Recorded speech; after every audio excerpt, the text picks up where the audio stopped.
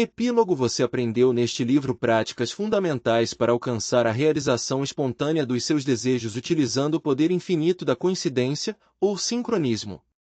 Essas técnicas, particularmente os sutras, são extraídas de uma das mais antigas tradições de sabedoria do mundo, o Vedanta. Em sânscrito, a palavra Veda significa conhecimento. O Vedanta é o apogeu, o zênite ou o objetivo de todo o conhecimento. Em outras palavras, o Vedanta é o escol do Veda. A premissa essencial desse antigo corpo de conhecimento é que o espírito, ou a consciência, é a realidade suprema. É a base do ser não local, que se converte simultaneamente na realidade objetiva e subjetiva.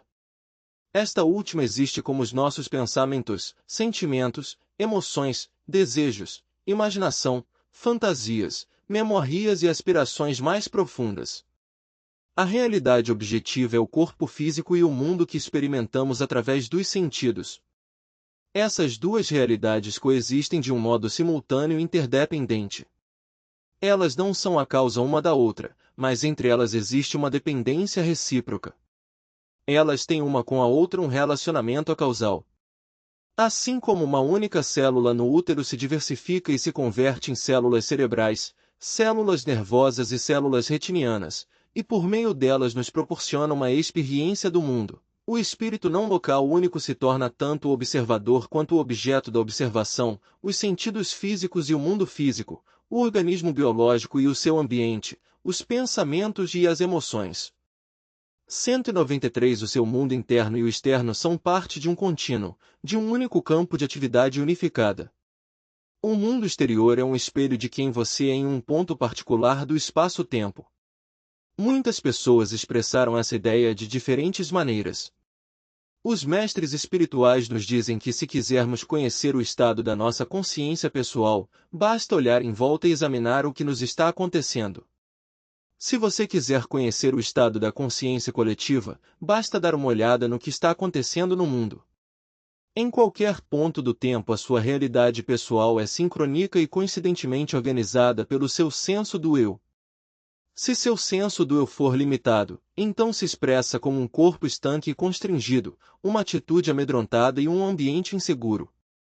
Por outro lado, se ele for amplo, experimenta um corpo relaxado e um ambiente propício e aberto no qual as suas intenções se realizam sincronicamente. O eu abrangente sempre experimenta um sentimento de valor, sente-se em paz, livre e sem restrições, fluente, além de sentir uma admiração reverente pelo mistério da existência. O senso do eu também determina a atitude. A ganância, a ignorância, a agressividade e uma disposição exigente, descontente e infeliz derivam de um senso do eu limitado. Uma disposição solidária, humilde, confortante, acessível, cordial e satisfeita emana do eu abrangente. No sentido mais largo do eu, uma massa crítica de pessoas nas sociedades, comunidades e instituições também determina a atitude desses corpos mais amplos. Quando uma cultura possui uma identidade limitada, enfatiza a obtenção de lucros, a competição implacável, o imperialismo econômico, o extremo nacionalismo, o conflito militar, a violência e o medo. Se uma massa crítica de pessoas expressasse o seu eu mais abrangente, elas não apenas realizariam espontaneamente seus desejos pessoais, como também modificariam a maneira como a cultura se articula. Nessa cultura transformada, a ênfase recairia no servir e não na ganância, na cooperação e não na competição, em abrir corações e não apenas mercados. Os símbolos culturais seriam a resolução não violenta 194 de conflitos, a compaixão, a humildade, a paz e a justiça social e econômica. Se examinarmos o mundo de hoje, veremos uma complexa hierarquia de eventos que surgem de forma interdependente. Os cientistas sociais afirmam que o nosso comportamento coletivo está criando um ambiente insustentável devido ao esgotamento das florestas, dos minerais e dos combustíveis fósseis, gerando outras consequências devastadoras como o efeito estufa, a mudança dos padrões atmosféricos, furacões e marés oceânicas cada vez mais altas. Aparentemente, esses diferentes eventos não parecem estar relacionados, mas na verdade estão. São o resultado do nosso senso do eu coletivo limitado e surgem de um modo sincrônico e simultâneo. Os conflitos religiosos, a poluição, o terrorismo, o esgotamento da camada superficial do solo, as usinas nucleares, o vício das drogas, a extinção das espécies, pobreza, o crime, a guerra do tráfico, a indústria de armamentos, as inundações e a fome, produtos químicos perigosos na cadeia alimentar e as guerras estão relacionados de uma forma causal. Se cada um de nós conseguisse desejar ardentemente expressar o seu eu mais amplo, e se fossemos capazes de compartilhar o conhecimento e a experiência desse eu uns com os outros, talvez pudéssemos criar um ambiente baseado no respeito pela vida e conseguíssemos restabelecer o equilíbrio nos oceanos, nas florestais e na vida selvagem.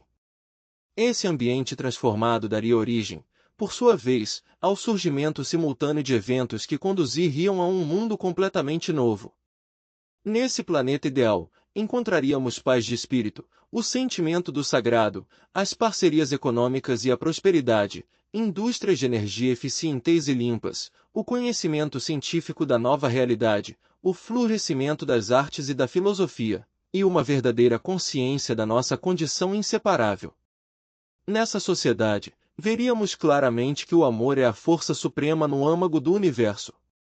195 A capacidade de realizar espontaneamente nossos desejos é diretamente proporcional à experiência que temos do nosso eu não local. Embora as tradições de sabedoria, particularmente o Vedanta, nos forneçam um profundo conhecimento da natureza da realidade não local, apenas recentemente os cientistas começam a explorar essa esfera da existência. Do começo ao fim do livro enfatizei essa nova base científica para o entendimento do sincronismo e da realização espontânea do desejo.